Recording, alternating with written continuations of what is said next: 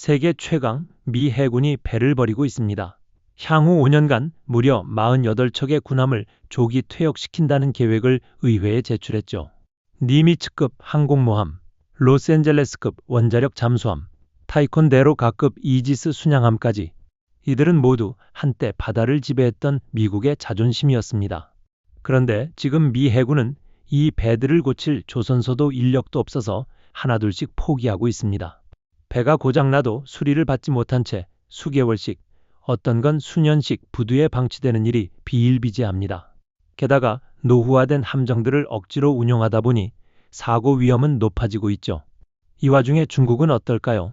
중국은 지금 이 순간에도 최신 예군함을 미친 속도로 찍어내고 있습니다. 연간 13척 이상, 어떤 해에는 25척까지 새 군함을 바다에 띄웁니다. 반면 미국은요, 연간 2척 건조도 버거운 실정입니다. 아니, 도대체 무슨 일이 벌어진 걸까요?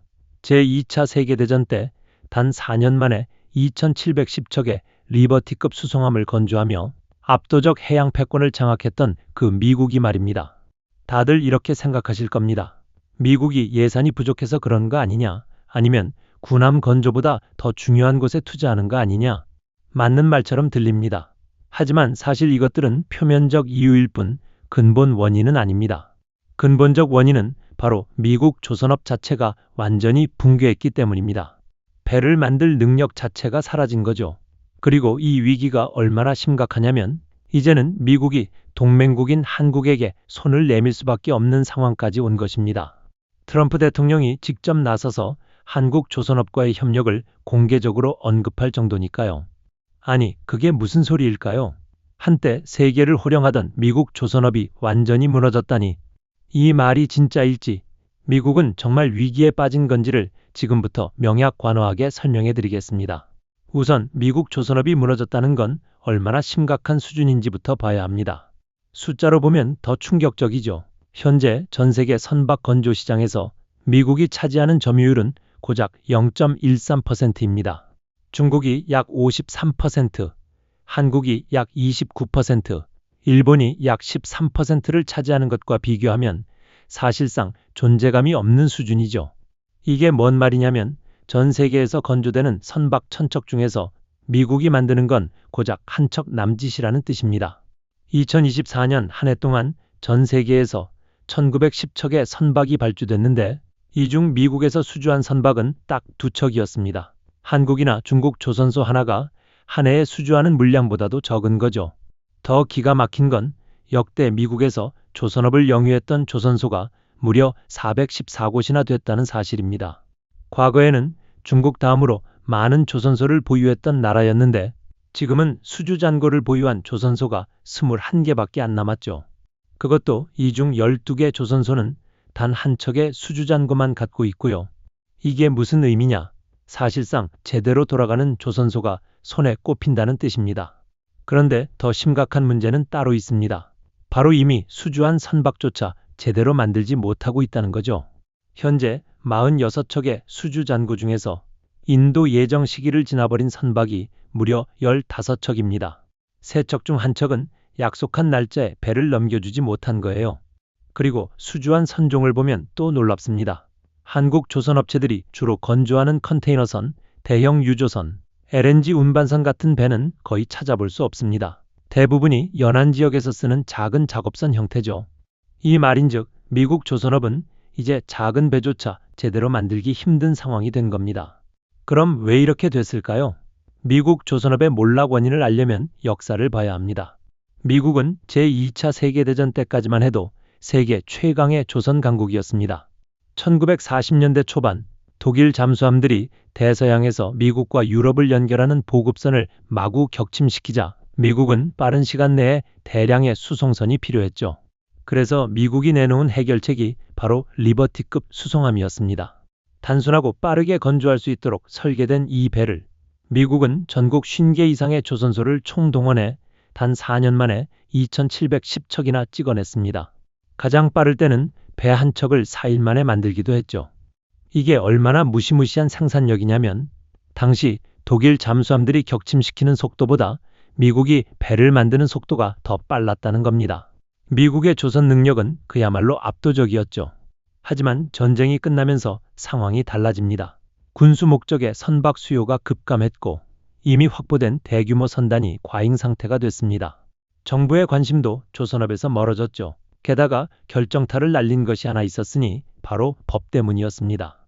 1920년 제정된 이른바 존스법이죠.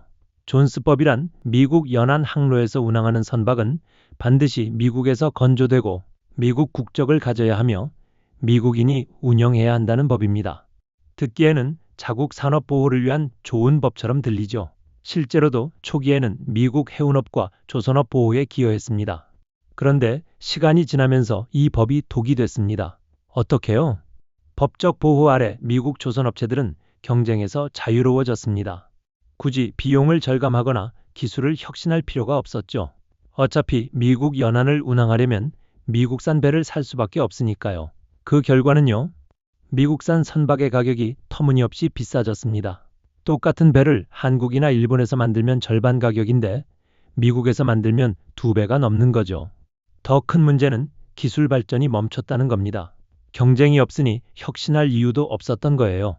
이렇게 안주하고 있는 사이 동아시아 조선업이 무서운 속도로 치고 올라왔습니다. 한국, 일본, 중국이 그 주인공이죠.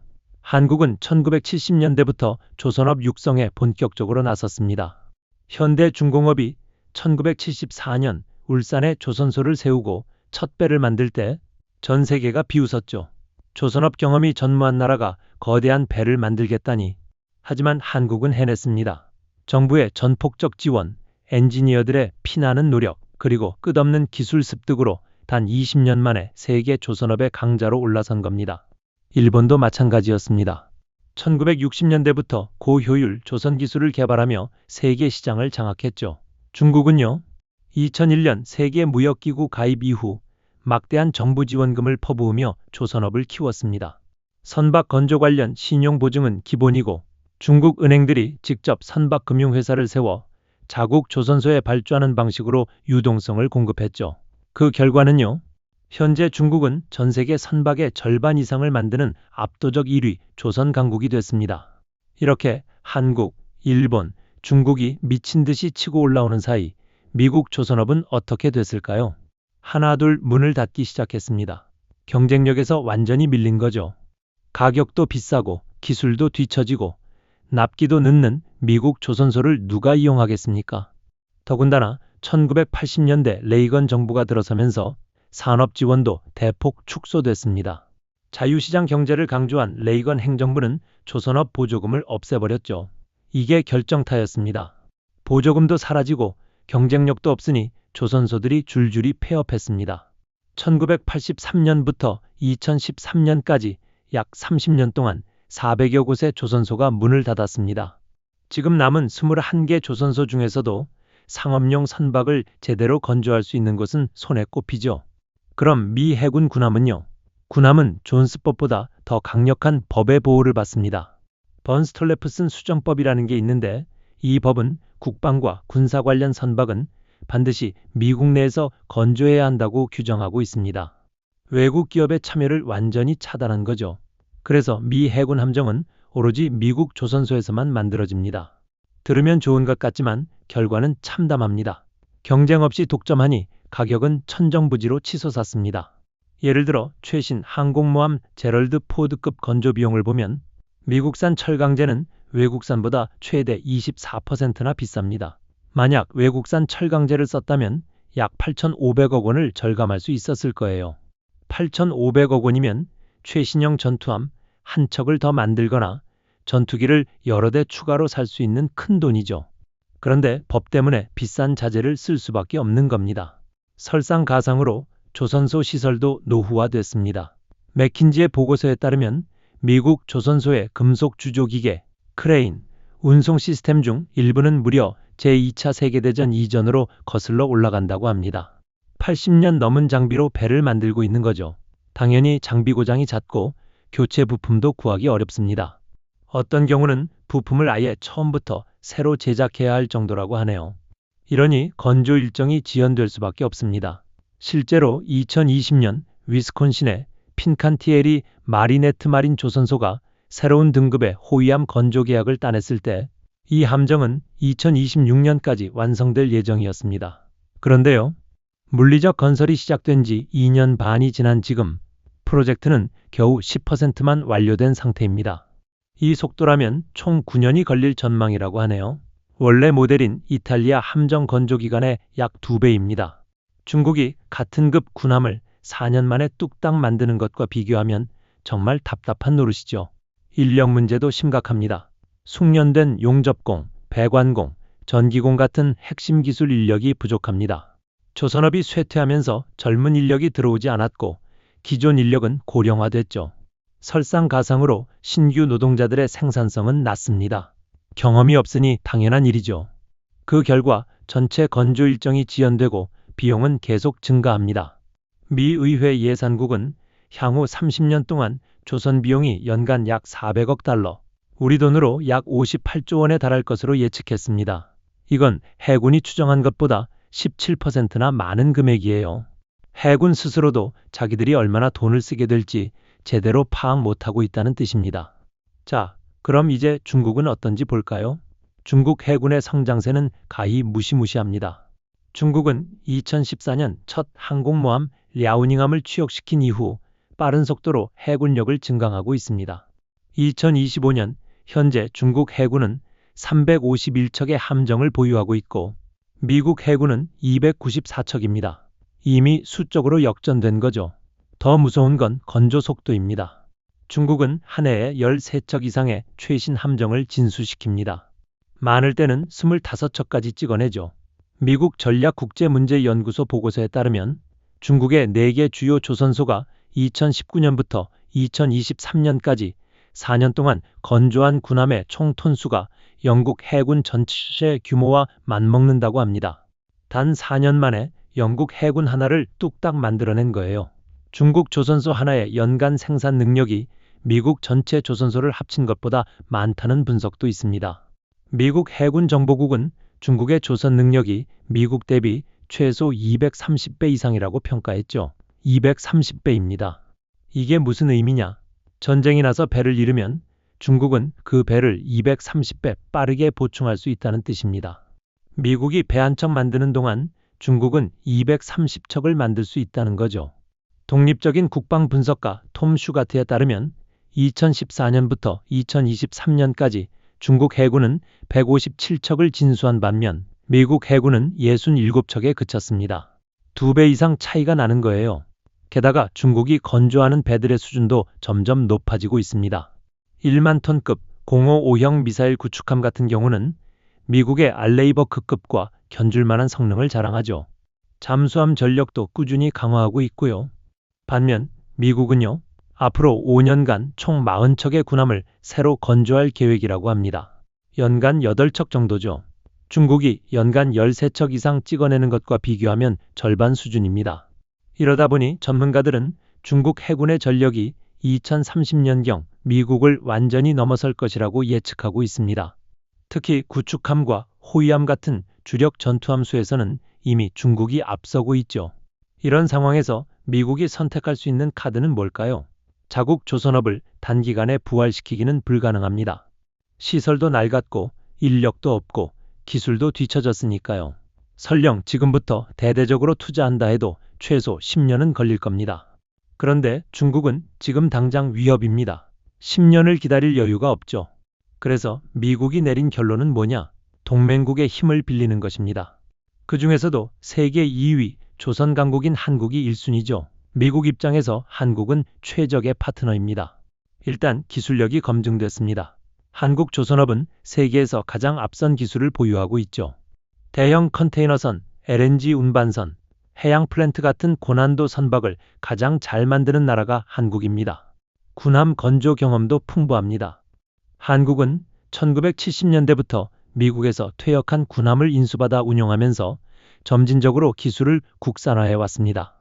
그 결과 지금은 이지스 구축함, 잠수함, 상륙함 등을 독자적으로 설계하고 건조할 수 있는 능력을 갖췄죠. 게다가 한국은 미국과 상호 방위 조약을 맺은 동맹국입니다. 안보적으로 신뢰할 수 있는 파트너인 거예요. 그래서 미국이 한국에 손을 내민 겁니다. 트럼프 대통령은 취임 초기부터 조선업 재건을 강조해 왔습니다. 2025년 3월 첫 연방 상하원 합동의회 연설에서 상선과 군함 건조를 포함해 미국 조선업을 부활시키겠다고 선언했죠. 백악관 내 전담 조직 설치, 조선업에 대한 세제 혜택도 약속했습니다. 그리고 4월에는 미국의 해양 지배력 회복이라는 제목의 행정명령에 서명했는데 여기에 동맹협력이라는 내용이 포함됐습니다.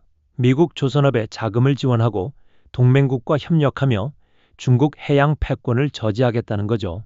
단순한 말뿐인 약속이 아닙니다.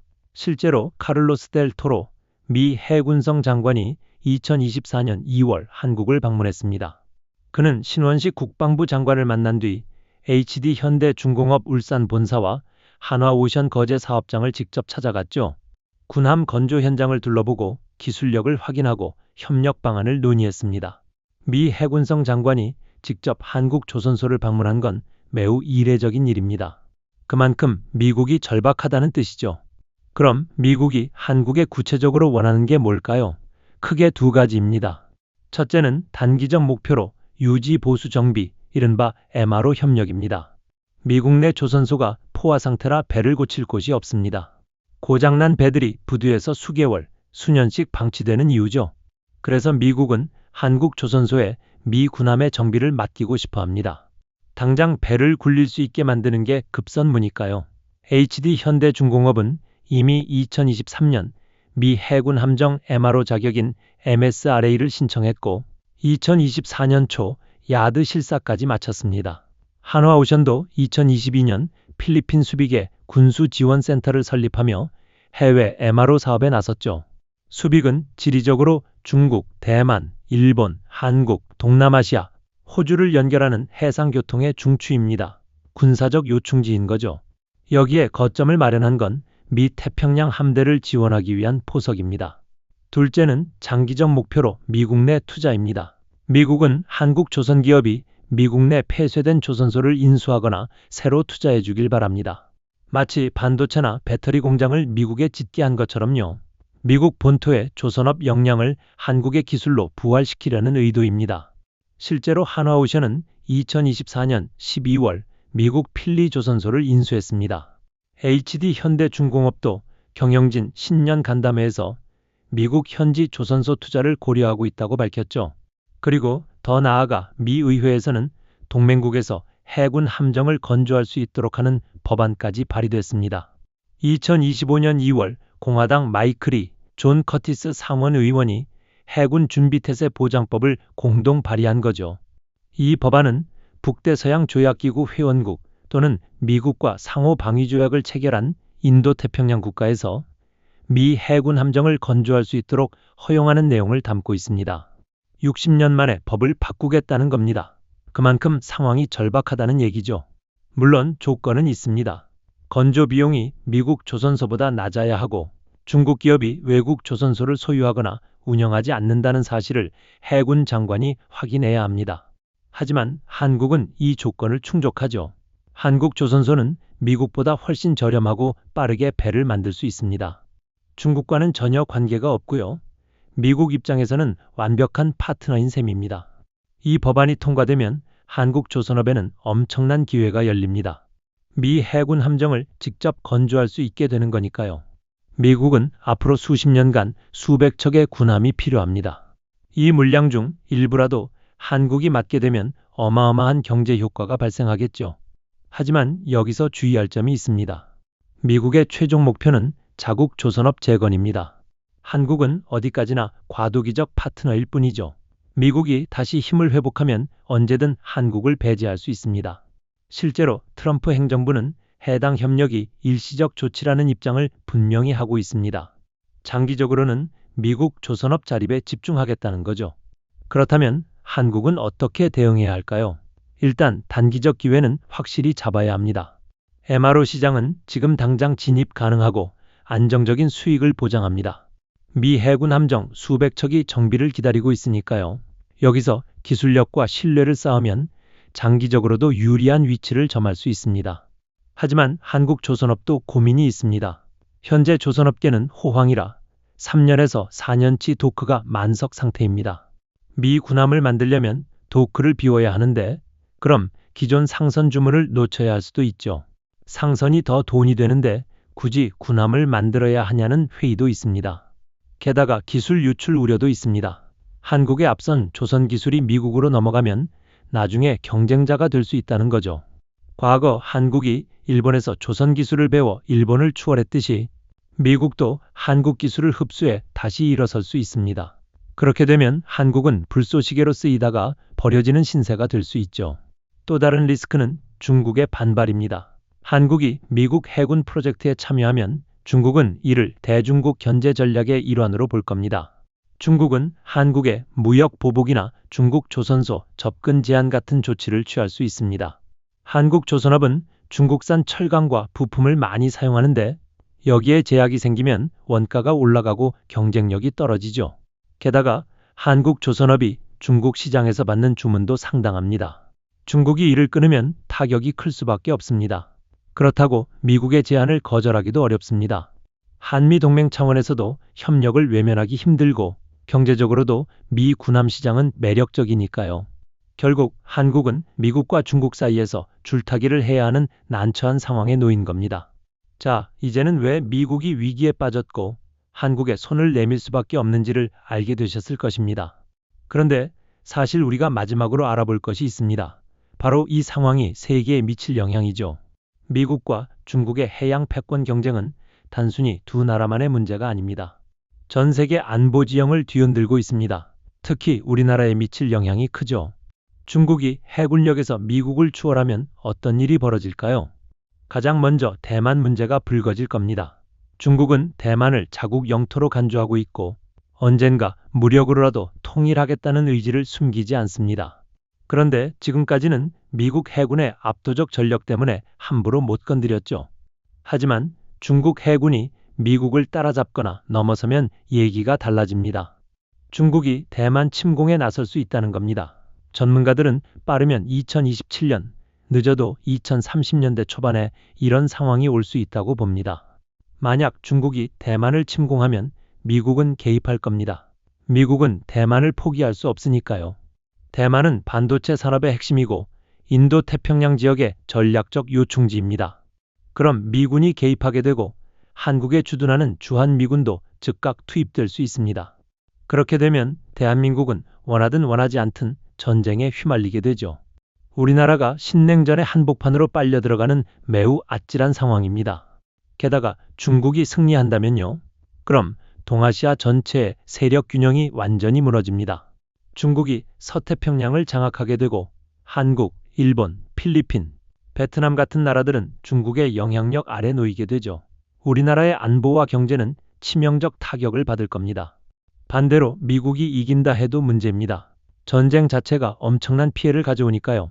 한반도가 전쟁터가 되거나 최소한 군사기지로 활용될 가능성이 크죠. 그래서 우리나라로서는 이 해양 패권 경쟁이 전쟁으로 비화되지 않기를 바랄 수밖에 없습니다.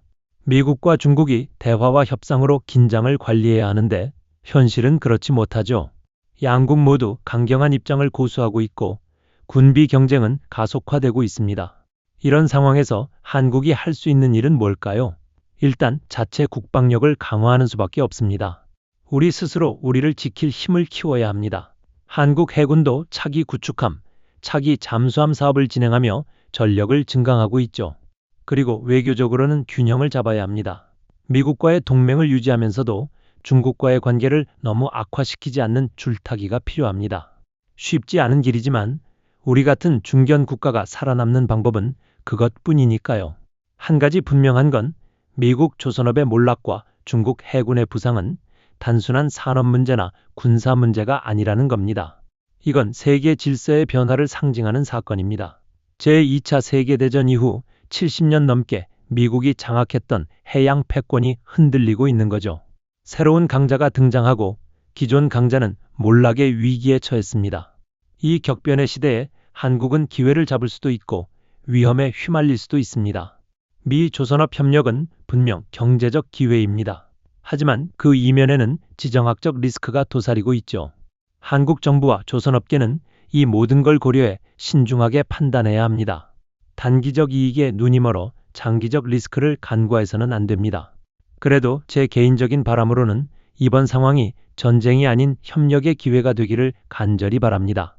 미국과 중국이 군비 경쟁에만 몰두하지 말고 세계 평화와 번영을 위해 대화의 테이블에 앉았으면 좋겠습니다. 한국도 그 중재자 역할을 할 수 있다면 더할 나위 없이 좋고요. 조선업은 본래 세계를 연결하는 산업입니다. 배는 국경을 넘어 사람과 물자를 나르며 인류를 하나로 묶어주죠. 이 아름다운 산업이 전쟁 무기를 만드는 데만 쓰이는 게 아니라 평화와 번영을 만드는 데 기여하기를 바랍니다. 미국 조선업의 위기와 한국의 기회가 궁극적으로는 더 나은 세계를 만드는 계기가 되길 소망합니다. 세계는 지금 거대한 변화의 물결 속에 있습니다. 미국 해군의 위기, 중국의 해양 굴기, 그리고 한국 조선업의 부상. 이 모든 것이 얽히고 설켜 새로운 시대를 만들어가고 있습니다. 전문가들은 우리가 신냉전 시대에 접어들었다고 말합니다. 미국과 중국의 패권 경쟁이 이 시대의 가장 큰 화두가 될 거라고요. 그 말인즉 이 상황을 잘 파악한다면 다가올 미래를 보다 지혜롭게 준비할 수 있다는 뜻도 되죠. 우리 모두가 깨어있는 시민으로서 이 변화를 주시하고 우리나라의 올바른 선택을 응원해야 할 때입니다. 여러분, 오늘 이야기가 도움이 되셨다면 구독과 좋아요 부탁드립니다. 세계 정세와 우리의 미래를 함께 고민하는 여러분이 있기에 이런 콘텐츠를 만들 수 있습니다. 다음에도 더 좋은 이야기로 찾아뵙겠습니다. 감사합니다.